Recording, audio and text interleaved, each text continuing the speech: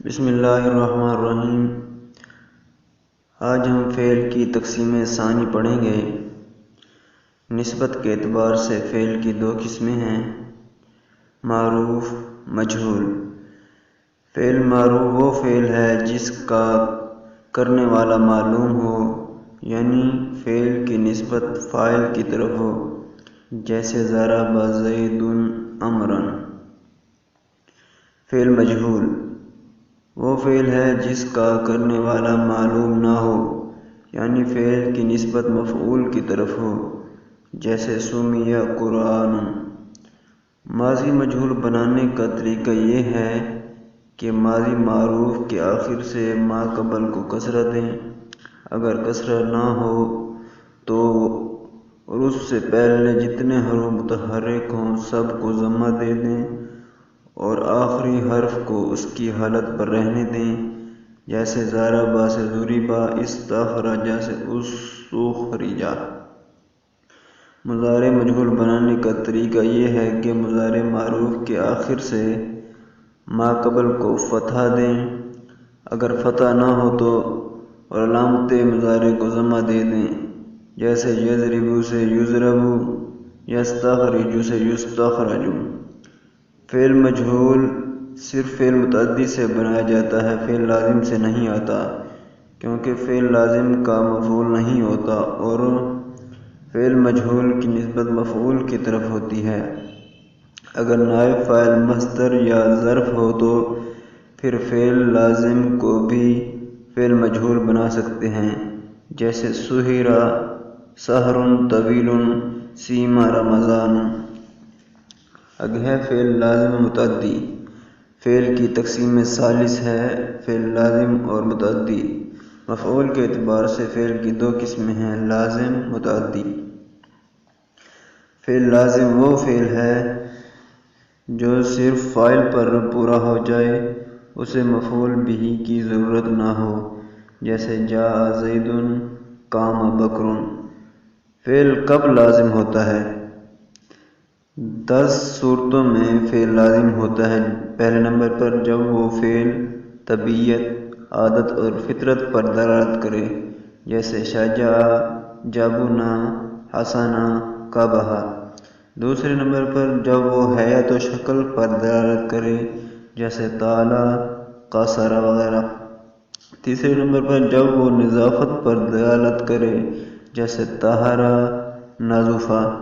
چوتھے نمبر پر جب وہ میل پر دلالت کرے، جیسے وصفہ، دانسہ، قادرہ، یعنی کہ وہ میل پر دلالت کرے۔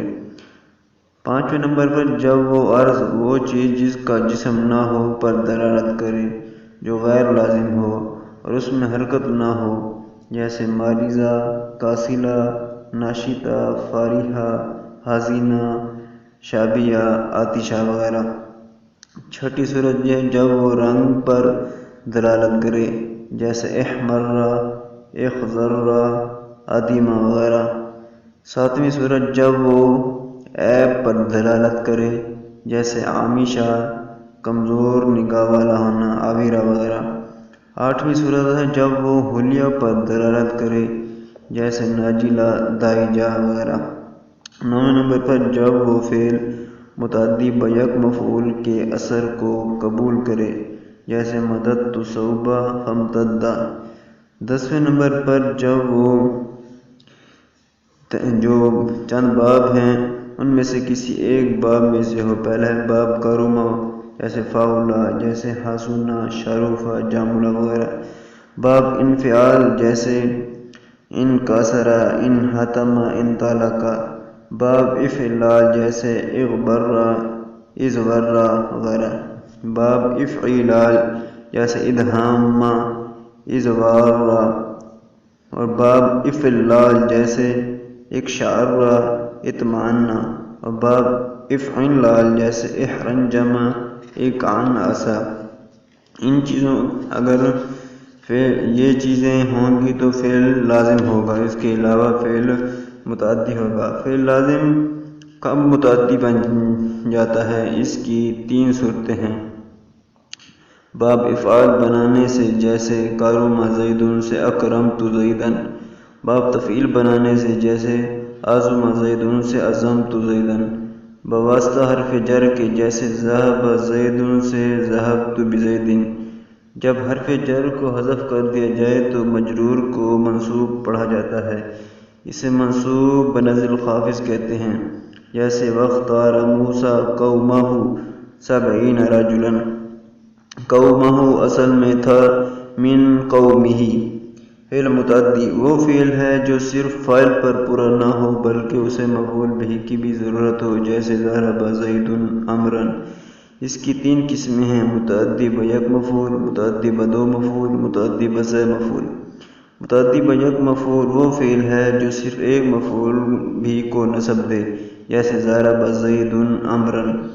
متعدی بدو مفعول وہ فعل ہے جو 2 مفعولوں کو نصب دے، جیسے علمت زیدا قائما۔ متعدی بسے مفعول وہ فعل ہے جو 3 مفعولوں کو نصب دے، جیسے علمت زیدا عمرا فاضلا۔ فعل لازم اور فعل متعدی میں فرق کیا ہے؟ فعل لازم کا مفعول بھی نہیں آتا، باقی مفعول آ سکتے ہیں، جبکہ فعل متعدی کے تمام مفعول آتے ہیں۔ نمبر 2، لازم کے ترجمہ میں عموماً وہ اور متعدی کے ترجمہ میں اس کا لفظ آتا ہے۔ فعل متعدی میں مفعول کا لانا لازمی ہے کیونکہ اس کے بغیر معنی پورے نہیں ہوتے۔ صرف ضرب زید کہنے سے یہ سوال پیدا ہوتا ہے کہ کس زید نے کس کو مارا، تو جب مفعول بھی لائیں گے تو پورے معنی ہو جاتے ہیں، جیسے ضرب زید عمرا کہنے سے معلوم ہو جائے گا زید نے عمر کو مارا ہے، جبکہ فعل لازم اس چیز کا تقاضا نہیں کرتا، وہ صرف فاعل کے ملنے سے پورا ہو جاتا ہے، جیسے قام زید زید کھڑا ہوا۔ یہاں پر ایک اشکال پیدا ہوتا ہے کہ جیسے ضرب زید میں سوال پیدا ہوتا ہے کہ زید نے کس کو مارا ہے، تو اس طرح جاء زید میں بھی سوال پیدا ہوتا ہے کہ زید کب آیا، کہاں سے آیا، تو پھر ضرب کو متعدی اور جاء کو لازم کیوں کہہ دیا؟ جس فعل کو فاعل کے علاوہ مفعول بہ کی ضرورت ہوگی وہ متعدی ہوگا، اور جس فعل کو مفعول بہ کی ضرورت نہ ہوگی وہ لازم ہوگا، جیسے یہاں ضرب کو مفعول بہ کی ضرورت ہے لہذا یہ متعدی ہے، اور جاء کو مفعول بہ کی ضرورت نہیں لہذا وہ لازم ہے۔ اس طرح ہمارا اگلا سبق ہے فعل مثبت اور منفی کے بارے میں، انشاءاللہ اگلے سبق میں ہم یہ پڑھیں گے۔ السلام علیکم ورحمۃ اللہ وبرکاتہ۔